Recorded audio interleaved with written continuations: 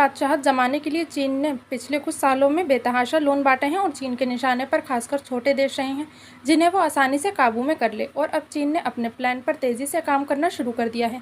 चीन अब छोटे छोटे देशों की राजनीति से लेकर उसके हर सिस्टम पर कब्जा करने के लिए अपना दूसरा कदम आगे बढ़ा चुका है। लेकिन अंतर्राष्ट्रीय कर्ज कलेक्टर चीन अब खुद फंसा हुआ नजर आ रहा है, जिसका खामियाजा अब छोटे और गरीब देशों को गंभीरता से चुकाना होगा।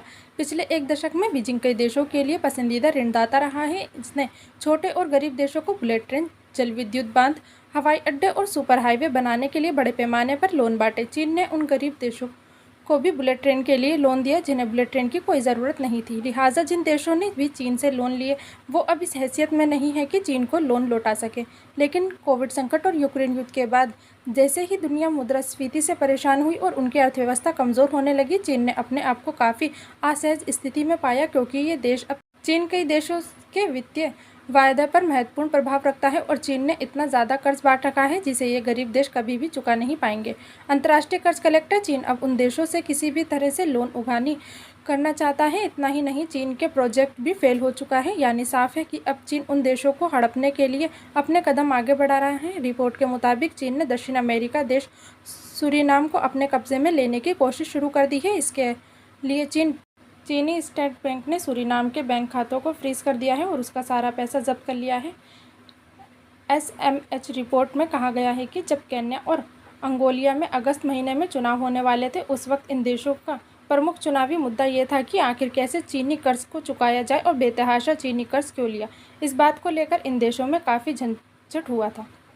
यूक्रेन पर रूस के आक्रमण के बाद उच्च खाद्य और ऊर्जा की कीमतों के साथ साथ महामारी के प्रभाव को देखते हुए गरीब देशों में आर्थिक संकट स्पष्ट है और ऐसे मौके पर भी कोई देश ने चीन से भारी कर्ज लिया है। पाकिस्तान में कुल सार्वजनिक ऋण पिछले एक दशक में 2 गुना से ज़्यादा हो गया है और पाकिस्तान अभी भी चीनी कर्ज लेने में कोई परहेज नहीं कर रहा है। वहीं केन्या ने सार्वजनिक ऋण से 9 गुना ज़्यादा तो सूरीनाम ने 10 गुना ज़्यादा चीनी लोन ले रखा है। इन देशों की जो आर्थिक स्थिति है उसे देखते हुए उनके लिए कर्ज चुकाना असंभव है। चीन के ऋणों की प्रकृति चुनौतियों को बढ़ा रही है। चीन गरीब देशों को झांसा दिया और कि वो एडजस्टेबल रेट पर कर्ज देगा और झूठ बोलकर उसने पश्चिमी देशों और IMF की तुलना में काफ़ी ज़्यादा कर्ज बांटे। लेकिन जब वैश्विक ब्याज दरों में बढ़ोतरी होने लगी तो ये देश बुरी तरह से प्रभावित होने लगे, क्योंकि चीन ने कर्ज का ब्याज बढ़ा दिया जबकि ये देश कम से कम भुगतान करने में भी सक्षम नहीं है। इसी साल जनवरी महीने में श्रीलंका के पूर्व राष्ट्रपति गोटाबाया राजपक्षे ने चीन से कर्ज स्ट्रक्चर में राहत देने की अपील की थी, जिसे चीन ने ठुकरा दिया था। वहीं बीजिंग में शक्तिशाली सरकारी मंत्रालयों के बीच नौकरशाही युद्ध ने पहले ही कर्ज की समस्या के लिए किसी भी आसान समाधान को रोक दिया है और इसमें और देरी करने की धमकी दी है।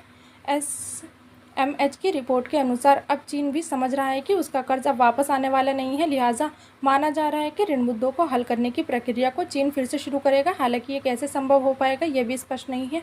इसके साथ ही किसी देश को उपनिवेश बनाना आज के युग में काफ़ी मुश्किल है और सबसे ज़रूरी बात यह है कि छोटे देश तो पहले से ही बर्बाद हो रहे हैं, लेकिन इसका असर चीन पर भी काफ़ी खतरनाक होगा।